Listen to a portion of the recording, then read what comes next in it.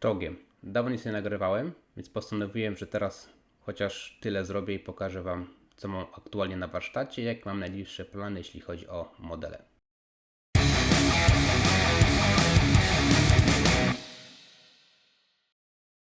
Tutaj w tych pudłach znajduje się dość sporo modeli, które rozgrzewałem już dawno temu. Część z nich miałem w planach skończyć w zeszłym roku, 2 lata temu. Kilka udało mi się skończyć. Większość z nich już jest gotowa do malowania. Mają położony podkład, także może nie lada dzień, ale lada tydzień będę już nabierały kolorów. Kilka modeli jeszcze jest w fazie budowy, tak jak Mustang, Berge Panzer, tak, czy B29, ale tak jak Mustang już jest bardzo blisko na ukończeniu, to z tym modelem i z tym modelem jest troszkę więcej roboty, ale o tym powiem za chwilę. Obok mnie znajduje się jeszcze jedno pudło, które tu w kadrze się nie zmieści. Postaram się jakoś to zaprezentować. Nie wiem, czy będzie widać, ale w tym pudle, żeby nie spadło, znajduje się BR52 z tendrem. Tak, to jest tender, który będzie doczepiany z tyłu. I Geschützwagen, tak? Także tutaj jeszcze o tym pociągu jeszcze wspomnę w dalszej części filmiku, tak samo jak o reszcie modeli. Zacznę od modeli, które w teorii są najbliżej do kończenia. Tutaj jest Ferrari, które już długo dość się bawię. Miałem problem z farbą, z lakierem, no nie wyszło tak jak bym chciał, próbowałem szlifować. Farba się uszkodziła i zmyłem całą farbę. Musiałem też szczotką szorować, taką dość grubą, bo farba po prostu nie chciała zejść. No jak widać, model jest przygotowany do malowania i nie będzie Rosso Corsa, tak jak było planowane w oryginale. Użyję koloru takiego, czyli to pewnie większością już coś tam pęka w dolnej części pleców. Bo tak mi się ten kolor podoba i postanowiłem takiego użyć. Model ma czarny podkład, potem walnę go glossem, żeby był błyszczący.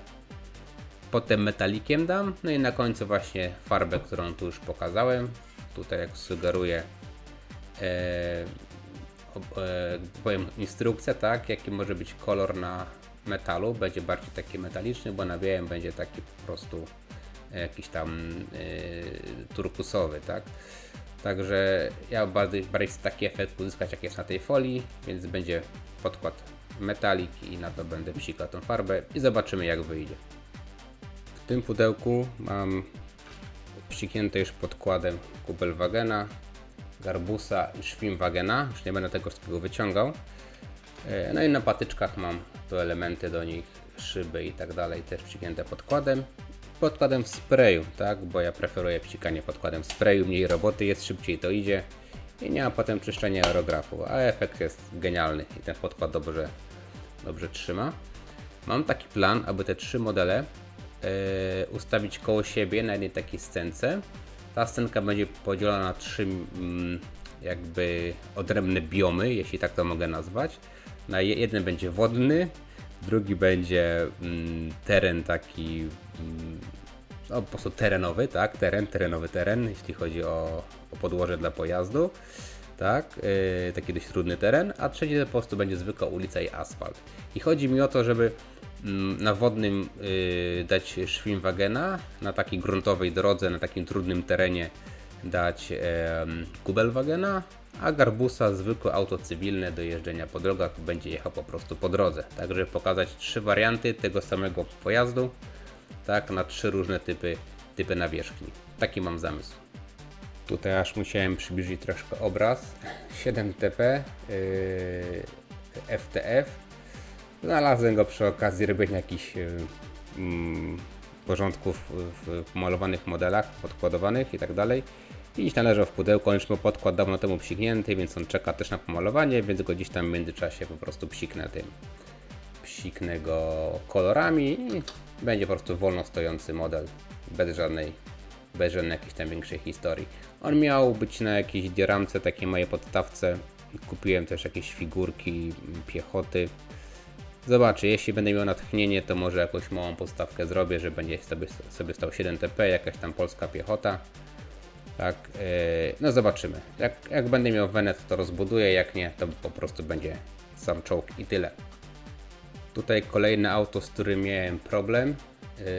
To jest Audi R8, ale z taką lekką przeróbką. Tutaj widać reaktor łukowy Ironmana i też w takich kolorach jest ten samochód, tak? Tu w środku będzie już przygotowane, zrobiłem. Tu będzie wsadzona dioda LED. Tu też będzie dioda wsadzona. Ja jeszcze myślę, jak te światła z tyłu ugryźć, żeby też to spoko wyglądało. No tu już po prostu dziury porobiłem też, bo tylko były zabudowane, to po prostu rozwierciłem. Tu też jakieś diody powsadzam. No i po prostu będzie model z oświetleniem. Tak sobie wymyśliłem. Też miałem problem z farbą, z tym złotym kolorem zwłaszcza, no nie. Tu dużo było pierdzielenia się z tym, żeby ten złoty utrzymać w takim złotym kolorze. Bo są jakieś tam problemy, chyba ze 3 razy musiałem farbę z tego modelu zmywać, tak? Ale już jest gotowy, czeka. Boję się go ruszać, bo mi się nie chce 4. raz z niego zmywać farby, więc on czeka. Jak ogarnę dobrze lakier, wtedy będę dopiero go lakierował, tak? Na razie mam problem z nauką psikania modeli jakimś glossem, takim super glossem, żeby te auta się tak porządnie błyszczały. Następny model, który też blisko jest finału, to jest Panzer IV z Bordera. Jak tu widać, on będzie miał też Tomasz ceny, więc też zastanawiam się, jak mi wyjdzie pomalowanie takich siatkowanych ekranów. Na wieży on ma tego typu ekran. Ja to zrobiłem już jako ten element, skleiłem to spokojnie, to teraz ciężko będzie nałożyć, bo jest wykałaczka tutaj przyklejona, ale to spokojnie to można sobie jakoś tam założyć, tak, i bez większego problemu to się idealnie wpasowuje na swoje miejsce, tak, bo ja lubię robić w taki sposób, żeby jak najmniej rzeczy było poza modelem. Ja staram, tak jak tu widać, wszystko ponaklejałem, tu są narzędzia naklejone, tu wszystko gaśnice, ja to wszystko będę malował pędzelkiem, ja tak zawsze robię, tak. Kiedyś na samym początku robiłem wszystko osobno, ale to zajmowało mi potem dużo czasu, żeby to wszystko tam potem podoklejać, pomalować osobno, podkładować. Ja psikam wszystko za jednym zamachem, tam gdzie mogę, to sklejam wszystko, tak jak da radę, tak, żeby mieć potem dojście jakiejś możliwości dalszej pracy, tak.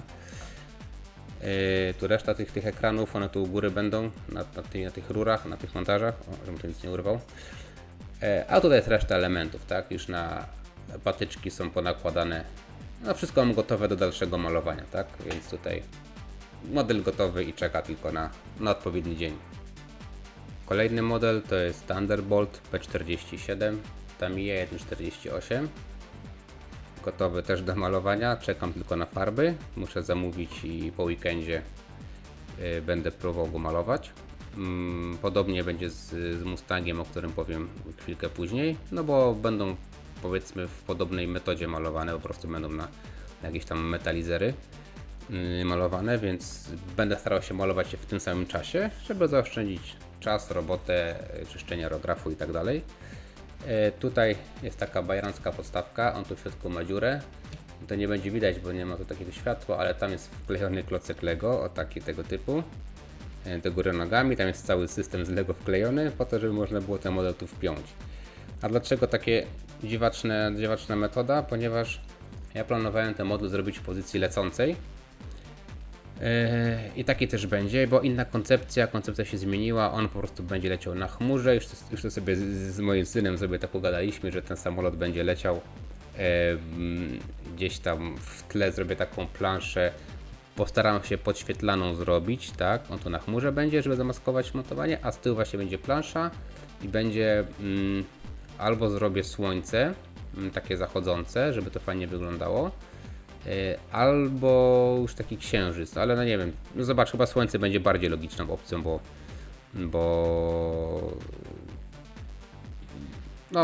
chyba Amerykanie chyba nie latali za bardzo w nocy, tak, z tego co kojarzę, ale słońce będzie chyba lepiej wyglądać i takie właśnie zachodzące czerwone słońce pomarańczowe będzie fajnie wyglądało, także myślę, że taka nietypowa podstawka. Ja wiem, że takie podstawki, one tylko działają na zdjęciach, tak, one zależy od perspektywy, tak, bo w rzeczywistości trzeba dobrze się ustawić, żeby to fajnie się zgrało, tak, żeby to tło i ten model i ta chmura i to wszystko fajnie wyglądało i to dobrze wygląda na zdjęciach, tak. W rzeczywistości ciężko jest zrozumieć, jak się nie zna kontekstu, tak? Także to będzie takie bardziej na Instagrama czy na jakąś galerię zdjęciową model. Na wystawach nie każdy może to zrozumieć i nie każdy może zauważyć efekt taki, jak chciałem osiągnąć. Tutaj jest Mustang, model lekko po przejściach, bo kiedyś kilka lat temu, 5 lat temu chyba, mojej córce dałem, jak miała tam ze 3-4 lata. No, on był pomalowany to czerwoną farbą i tak dalej. On to jest taki, ma takie ślady, bo terpentyną zaczynałem tą farbę zmywać i fajnie schodziła ta farba, ale też plastik tak lekko się uszkodził. On też trochę się zwichrował od tej terpentyny, więc tutaj musiałem troszkę poprawić te miejsca, tak, bo tu ubytki były. Tutaj też musiałem zaszpachlować, tak, wkleiłem kawałek hipsu, zaszpachlowałem najpierw taką modlarską szpachlą, potem klejem CA, później musiałem porozwiercać tu otworki lekko i po prostu, żeby nity poprawić, no i dopiero potem zacząłem szlifować, żeby tych nitów po prostu nie zatracić, tak. No, teraz muszę wziąć taśmę dymo, rylet i po prostu tą linię tutaj odtworzyć, bo ona jest po prostu kropelką zalana, bo to jakaś po prostu była szczelina, po prostu, że ten model był zwichrowany lekko, dziecko się nim bawiło, on tak się walał w pudle i czekał na swój czas, to minimalnie się jakby, albo coś źle zrobiłem, nie wiem, te połówki mi się tam na dole tak za bardzo, wiesz, za bardzo się tam skleiły, także no po prostu powstała tu szczelina, którą muszę teraz jakoś zabaskować, żeby to w miarę wyglądało, no nie? Nikt oprócz mnie i was tego nie będzie wiedział, tak? Ten, kto będzie wiedział, to będzie wiedział, że to będzie jakoś inaczej troszkę po tej stronie wyglądać, a cała reszta świata nie będzie miała o tym pojęcia, tak? Także tak to wygląda. Tutaj musiałem poprawić na dole też rylcem, tak? I taką szablonem specjalnym podtwarzałem troszkę linie, bo mi się tu zatarły od szlifowania, no. Moje modele często właśnie wyglądają w taki sposób, zanim zostaną pomalowane w taki dość spartański. Dopiero jak wchodzi czarny podkład, to wygląda dużo lepiej, a ja po prostu tak niechlujnie nieraz sklejam modele. Niektórzy po prostu pyk, pyk, pyk, raz, dwa i chirurgicznie to u nich wygląda. A u mnie czasami modele wyglądają tak spartańsko, no nie? Ten Mustang ogólnie jest takim biednym modelem, jeśli chodzi o wnętrze. Tam tak byle jak malowałem zegary jakąś białą farbą, żeby to nie było za czarno, bo według instrukcji powinno być tam czarno. Żadnej kalkomanii tam nie było. Ja taką walnąłem takie białe tam ślady, żeby tam no coś się odróżniało. Nie do końca tak powinno to wyglądać, ale nie obchodzi mnie to, no nie? Będzie jak będzie. Raczej ludzie będą patrzyli na zewnętrzne niż na wnętrze tego modelu. Berge Panzer 6 model, już dawno temu bym go zrobił, gdybym olał temat Cymeritu i chciałem go olać, nie chciało mi się po prostu robić Cymeritu, ale doszedłem do wniosku, że zrobiłem Cymerit do Tygrysa 1.48, zrobiłem o tym filmik, mam nagrany materiał, jak robiłem Cymerit do Pantery w skali 1.35 powstańczej Magdy, której galeria jest na moim Instagramie, o którym wspomnę troszkę później, to na końcu filmiku. Więc mam mam materiał nagrany, ale filmiku jeszcze nie zrobiłem, tak? Jak ten Cymerit używam i tam używałem Cymeritu firmy Attack, tak? Tej polskiej firmy. Także postanowiłem, że zrobię taką trylogię o Cymericie, więc będzie Cymerit robiony z miliputa, tak? Takie ala plasteliny powiedzmy, takiej masy dwuskładnikowej, Cymerit gotowy firmy Attack i trzeci Cymerit grzebyczkami. I tutaj jak widać już zaczynałem robić ten Cymerit, zacząłem już nagrywać materiały, jestem w trakcie robienia filmiku, ale ze 2 razy już mi ten Cymerit nie wyszedł. Ale znalazłem pewien sposób, który powinien się udać tak jakbym chciał, żeby Cymerit wyglądał.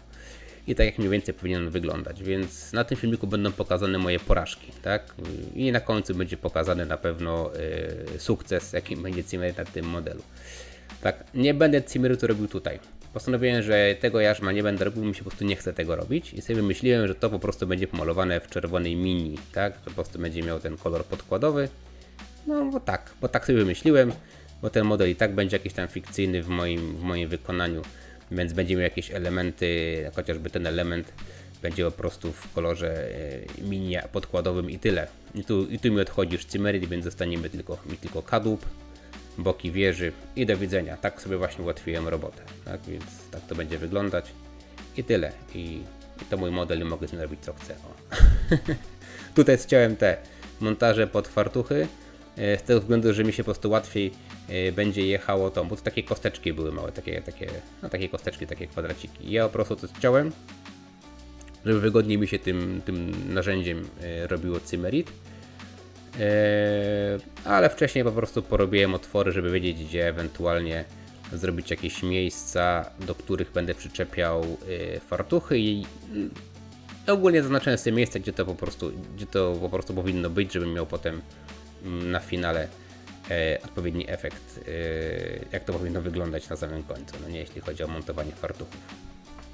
Tutaj bydlę z Akademii, skala 1,72, no ten model jest ogromny, tak? Tutaj ta moja podkładka ma ile centymetrów? 57, tak? Od tej linii do tej linii, a ten samolot jeszcze wystaje poza tę linię, tak? Także to ma 57, około 60 cm ma rozpiętość skrzydeł, więc jest niezły bydlę. On też już byłby dawno temu zrobiony, no tylko tutaj musiałem troszkę linię poprawiać, tutaj w gondolach też był problem ze spasowaniem, tu musiałem troszkę poszpachlować. Tu gdzieś są jakieś miejsca na tych gondolach, które muszę przeryć linię, poprawić, bo się po prostu zatarły, bo musiałem tutaj trochę wyrównywać to. Tutaj musiałem gdzieś wyrównywać, no nie jest ten model tragiczny, ale trzeba troszkę przy nim porobić, tak? Tu od spodu spróbuję jakoś się odwrócić, żeby tu się nic nie stało. Tu od spodu też musiałem troszkę podziałać, tak? Tutaj musiałem poszpachlować, tu będę musiał te linie jeszcze poprawić. Tak, tutaj no jest trochę roboty. Postanowiłem, że luki będę miał pozamykane bombowe, więc tutaj zakleiłem to, poprawiłem linię podziału i wszystko to zatarłem klejem cyanoakrylowym, żeby to po prostu wygładzić na równo, tak, żeby to było równe. No to mam trochę roboty przy tym modelu. Ale postanowiłem, że sobie roboty jeszcze dołożę, bo doszedłem do wniosku, że to jest duży model i on może fajnie wyglądać, tak? I on zasługuje na to, żeby fajnie wyglądać, bo sama ta konstrukcja, ta Akademii nie jest tragiczny. Trzeba troszkę w nim popracować, ale problem tego modelu jest jego wielkość. I to, że tu strasznie duże są powierzchnie niezagospodarowane. Tak, tu są jakieś linie podziału, ale tu jest jakiś taki wielki płat. No ja nie sądzę, żeby taka wielka linia była, taka wielka płyta była na samolocie po prostu bez jakichś mniejszych podziałek, tak, bez mniejszych płyt. Także mniejszych paneli. Także ja po prostu któregoś dnia siądę sobie, poszukam planów i nie w 100%, nie idealnie, ale postaram się z grubsza odtworzyć linie, tak, żeby mniej więcej tam się zgadzały, albo przynajmniej zwiększyć ich ilość, żeby to nie było takich płyt wielkich,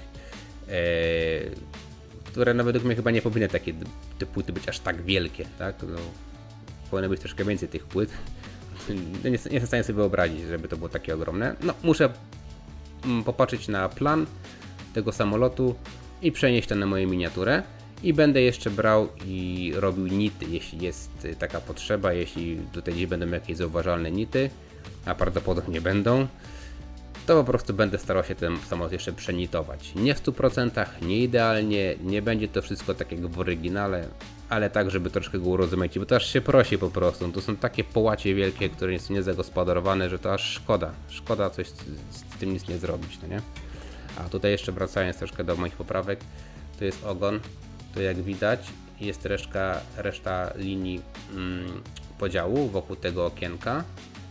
Tak, ona jest zatarta, ponieważ tu trzeba było chyba wkleić, tak, szyby, tak, tu wkleiłem szyby, ale po prostu tak to brzydko wyglądało. Ja to po prostu zeszlifowałem papierem ściernym na równo, wypolerowałem to, żeby te szyby były przezroczyste, więc widać, że są przezroczyste, bo tam widać co jest z drugiej strony, tak, także są wypolerowane na glans. I teraz tylko muszę odtworzyć te ramy wokół okienek, tak, i można działać dalej. Także no to jest model, który jest w dalszej perspektywie, tak? Tamte wcześniejsze modele, które pokazywałem, to one w miarę szybko będą miały finał, część z nich jeszcze w tym roku, część jakoś w przyszłym roku.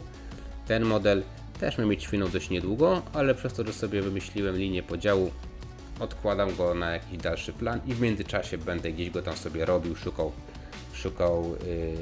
tak powiem, wskazówek, jak to zagospodarować, żeby on wyglądał bardziej spektakularnie. A i on nie będzie srebrny, on będzie w malowaniu Old Butler, więc on będzie oliwkowy, tak, zielony, więc będzie to no, taki inny B29, tak powiem, nieklasyczny, tak? Wiem, że były też w innych kolorach, ale raczej B29 nam się kojarzy z kolorem srebrnym. Ale że będę miał srebrnego Mustanga, będę miał srebrnego Thunderbolta, mam srebrnego już Mustanga i Thunderbolta też zresztą, tylko w skali 7.2 i mam też C47, tak, Skytrain. Też mam w srebrnym kolorze, więc wystarczy tych srebrnych samolotów, ten będzie oliwkowy. Model, który miał być modelem na szybko, a miałem po prostu wyjąć go z pudełka, sobie go skleić i do widzenia. Ale zadziałała moja jakaś wyobraźnia i wspomnienia z dzieciństwa. Dawno temu był taki film, po angielsku to było In the Army Now, po polsku to było Służba nie drużba. O, taka komedia, tak? O jakichś tam gościach, którzy trafili trochę przez przypadek na jakąś tam misję do Czadu. No i oni, no nie będę podał fabuły, tak, ale oni tam w pewnym momencie jeździli takimi łazikami. Znaczy, no właśnie nie takimi, to jest problem, tak, bo gdyby był taki łazik, no to bym sobie po prostu go zbudował i nie było tematu. Ale teraz sobie ten film przypomniałem, wlazłem sobie na YouTube'a, znalazłem, na YouTubie w ogóle jest cały ten film, tak, ja tam zaraz jakieś przebitki wrzucę, o co chodzi, żeby może komuś się przypomni, o czym ja mówię, jak ktoś jest troszkę starszy. Tam był pojazd 3-osobowy, to jest 2-osobowy, tak? Tam były, ogólnie to jest chyba ten sam wóz, z tego co kojarzę, tam parę drobnymi elementami się różni. Błotniki ma chyba inne, bo w ogóle nie ma błotników, ale charakterystycznym elementem jest to, że on z tyłu ma jeszcze jedno siedzisko, tak? I tam, jak jest to siedzisko, tam jeszcze było jakieś stanowisko KM-u, tak? Więc no będę musiał lekko go przerobić, nie za dużo. Gdzieś tam z błotnikami chyba trzeba coś zrobić. No i tu wmontować jeszcze siedzisko z tyłu i stanowisko z KM-em. No i tu taką klatkę jeszcze muszę rozbudować bardziej, tak, żeby tam ten strzelec był osłonięty. I żeby jeszcze bardziej to było nawiązanie do tego filmu, żeby takie bardziej było oczywiste nawiązanie, planuję tam postawić jeszcze jakiegoś wielbłąda, bo w tym filmie też tam wielbłąd się pojawił, tak, bo jakiś tam swoją rolę miał w tej historii. I może właśnie tam dostanę figurkę jakiegoś żołnierza, którego będę mógł w jakiś sposób odzorować na głównego bohatera z tego filmu. Tak więc to taka typowa komedia z lat 90., więc czy tam 80., to chyba 90. lata były. Także no, po prostu chcę do tego nawiązać. Już sobie postanowiłem i tyle, no nie? Tu zacząłem szpachlować o jakieś ślady po wypychaczach, no nie?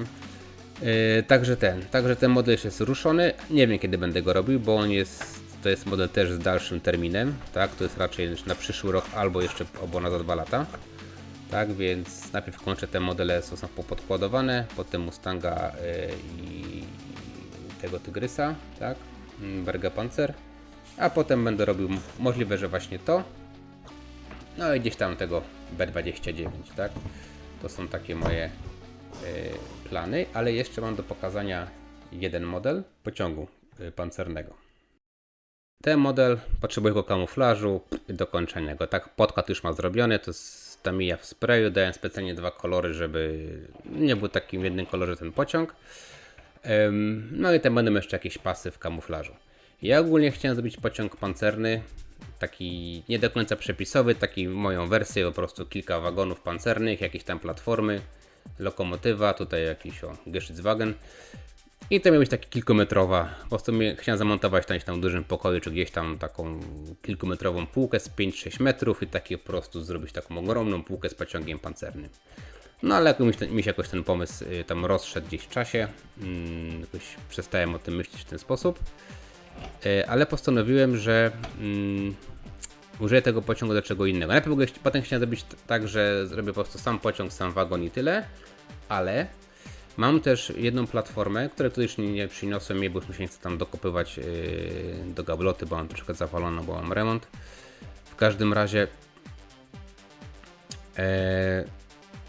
z tamtą platformą, której tutaj nie ma, był problem, że mam problem z kalkami Ja chcę jakoś ukryć bok tamtej platformy, bo tam nie będzie kalek, bo spieprzyłem sprawę, a nie mam nowych kalek. Więc do tamtej platformy dokupiłem jakiejś czeskiej firmy peron z budynkiem takim z drewna, znaczy budynek, taka ścianka po prostu drewniana, jakiś skład, magazyn taki kolejowy. To jest takie na lekkim podwyższeniu, na takich gipsowych jakby podpórkach, niby jakieś tam betonowe podpórki. No i postanowiłem, że zrobię taki peron, na którym będzie właśnie stał tam ten magazyn, tam jakieś beczki, skrzynki, jakieś śmieci i tak dalej. Jakaś tam obsługa też gdzieś tam będzie się pałętała. Postaram się jakieś tam ze dwie chociaż figurki zrobić, żeby też się nie narobić. I będzie tak, że będą dwa torowiska. Na jednym będzie stała lokomotywa, na drugim właśnie ten Geschützwagen i ten Plattformwagen, a na tej platformie jest Panther Turm na stalowej podstawie, tak? I to jakoś jeszcze tam przymocuję tego Panther Turma, żeby on tam był zamocowany, żeby niby nie spadł, tak? No i gdzieś tutaj po prostu będzie peron i będzie ten budynek. I taki właśnie mam plan na tą postawkę i przy okazji gdzieś ten pociąg na czymś postawię i tam tą platformę postawię i budynek i się tego pozbędę, tak? No teraz nie wyciągam ani platformy, ani tego budynku, bo są zakopane gdzieś tam w szafie. Teraz tego nie będę wyciągać. Zaraz gdzieś jakieś tam zdjęcia może wrzucę tutaj w tle, gdzieś się pojawią, jak się do nich gdzieś tam dokopię, bo jakieś zdjęcia mam porobione. Jeśli może do nich dokopię, to tu wrzucę. No i będę miał taką po prostu ala kolejową dioramę, tak? Tylko jeszcze będę musiał to w miarę logicznie te tory jakoś zrobić, żeby to nie było za blisko, nie za daleko, żeby to jakoś wyglądało bardziej naturalnie. Chyba że wy mi jakoś podpowiecie, jak ktoś ma jakiś pomysł, na co uwagę zwrócić, jak będę torowiska ustawiał, tak? Na jakąś odległość, może, no nie wiem, nawet nie mam pomysłu na co mam uwagę zwrócić, tak? Albo jak nie będę wiedział, to po prostu zrobię po swojemu i potem dostanę reprymendę od znawców tematu. Postaram się jakoś znaleźć jakieś wskazówki, jak to zrobić, żeby to w miarę poprawnie wyglądało. No i chyba taki mam plan na ten pociąg. No i do tego jeszcze, bo tego nie będę miał gdzie wstawić, ta gablota będzie, ta postawka będzie wielkości tej maty mniej więcej, tak, to jest ile, 50, no prawie 60 cm na 45 cm, więc to będzie ogromne.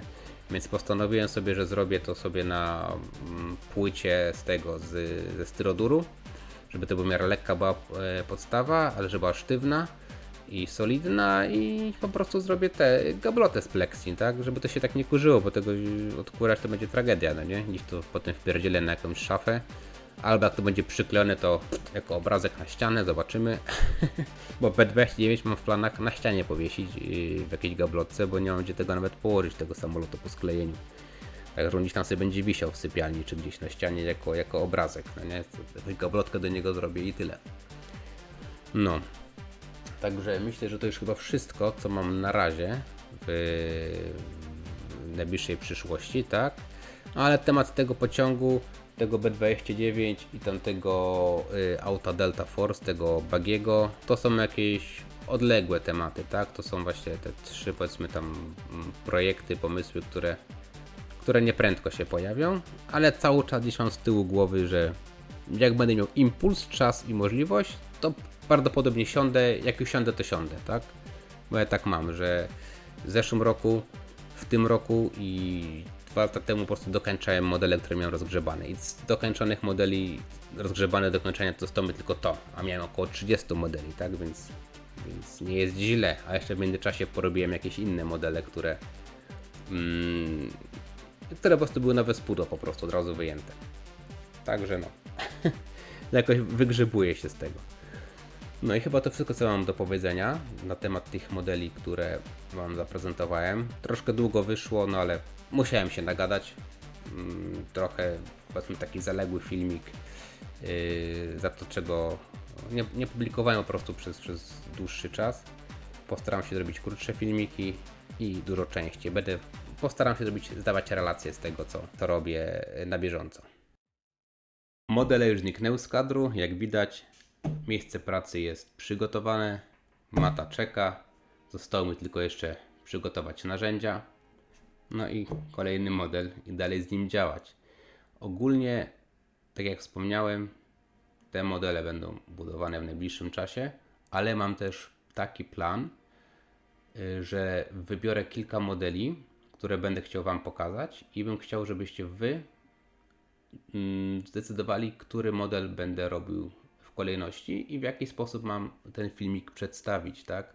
Bo ja nie chcę robić takich filmików, jak większość jest filmików modelarskich, tak mi się przynajmniej wydaje, że są etapy budowy modelu krok po kroku i tam twórca tak opowiada, jak buduje model i krok po kroku pokazuje. Ja bardziej bym chciał to zrobić na zasadzie takiej pogadanki. Po prostu będę gadał tak jak teraz, będę miał w ręku model i będę opowiadał, obracając model w ręku czy na podstawce. Jeszcze zobaczę, jak to będzie wyglądało. I gdzieś tam przebitki będą z etapu budowy modelu, jakieś zdjęcia, tak, z etapów budowy i mi chyba taka forma najbardziej pasuje. Nie krok po kroku, jak był model budowany, tylko po prostu po jakimś czasie, jak zbuduję model, może od razu po zbudowaniu nagram swoje wrażenia z budowy tego modelu i mam nadzieję, że taka forma Wam przypadnie do gustu, bo nie chcę po prostu robić tego, co robią inni. Chciałbym to jakoś po swojemu zrobić, bo poradników jest cała masa, tak? A ja nie chcę robić kolejnego kanału z poradnikami, chciałbym zrobić po prostu kanał, gdzie po prostu będę opowiadał o modelach, bo mi to więcej sprawia przyjemności i widzę to po swoich filmikach, że w tych materiałach, które nagrałem, filmiki moje na razie nie powstają, z tego względu, że mam nagrane sporo materiałów, tak? Wiele godzin nagranych, wiele, 12 albo 10 godzin nagranych, mam kilka folderów z budowy różnych modeli, ale mnie przeraża to, że ja muszę usiąść, to wszystko pociąć, pomontować, nagrać komentarz, albo tak jak teraz, że gadam na żywo, albo napisać scenariusz, jakiś skrypt i potem po prostu jeszcze do tego nagrać wokale, tak? I jeszcze wokale, no swój komentarz i to sprawia, że rzadko powstają filmiki, bo bardziej jednak wolę sklejać modele niż robić YouTube, tak? Ale jeśli taką formę przyjmę luźną, że nie będzie żadnego scenariusza, że to będzie bardziej opowiadanie i gdzieś tam jakieś przebitki się pojawią, mi się wydaje, że to będzie lepsza forma, dzięki czemu filmiki będą się szybciej pojawiały. Co wy myślicie o czymś takim? Jak wy się na to zapatrujecie? I na sam koniec jeszcze chciałbym Was poprosić standardowo, jako mały youtuber, duzi już tego nie muszą robić, mniejsi jak najbardziej, poproszę o suby, łapki w górę, no i zostawiacie komentarze, tak, pozytywne, negatywne, cokolwiek piszcie, tak, żeby po prostu też YouTube widział, że ktoś ten mój kanał odwiedza, bo już mi się zdarzyło 2 razy, że dostałem od YouTube'a, zostały moje 2 filmiki usunięte ze względu na naruszenie treści YouTube'a, bo YouTube stwierdził, że moje filmiki naruszają treści społeczności, jeśli chodzi o prezentowane, to co ja prezentuję na filmikach. I musiałem zdać jakieś debilne testy odnośnie totalitaryzmu i tak dalej, tematyki historycznej, ponieważ YouTube stwierdził, że moje filmiki naruszają zasady, a z tych testów to oczywiście wyszło, że moje filmiki nic złego nie zrobiły i moja treść, tak? Tylko po prostu no nie ma do kogo się zgłosić, żeby te filmiki odblokować, tak? Myślę, że filmiki, 2 rolki były w sumie. No także jeśli tutaj będzie na kanale jakiś odzew od Was, to może więcej osób będzie miało okazję wejść na mój kanał i dopingować mnie do tego, żebym też skupiał się na tym, żeby coś tutaj wrzucać i prezentować swoje prace czy przemyślenia. Także jeszcze raz, lajki, suby, w opisie też jest link do mojego Instagrama. Na Instagrama wrzucam często, tak, bo zrobię jakiś model, od razu tam leci galeria, dosłownie praktycznie tego samego dnia albo dzień później. Tutaj nawet przy tym stole siadam, rozkładam sobie to światło, co z tyłu jest, ta lampa, ona w zupełności wystarcza, statyw, aparat i robię zdjęcia i na mojego Instagrama wrzucam. Więc jak ktoś by chciał być na bieżąco to, co robię, modele, jakie robię modele, to na Instagramie są wszystkie zdjęcia moich modeli, nie wszystkich modeli, które zrobiłem, bo zrobiłem około 100 modeli, troszkę ponad 100. Na Instagramie są wrzucone zdjęcia modeli od pewnego momentu, kiedy założyłem Instagrama, więc tam nie ma moich wszystkich modeli, nie ma moich wcześniejszych modeli. Ale jest też tam parę galerii, więc myślę, że warto się z nimi zapoznać, tak? Także Zapraszam do obserwowania, dopingowania i współpracy ze mną w sposób łapki i suba tam na dole. Na razie, cześć.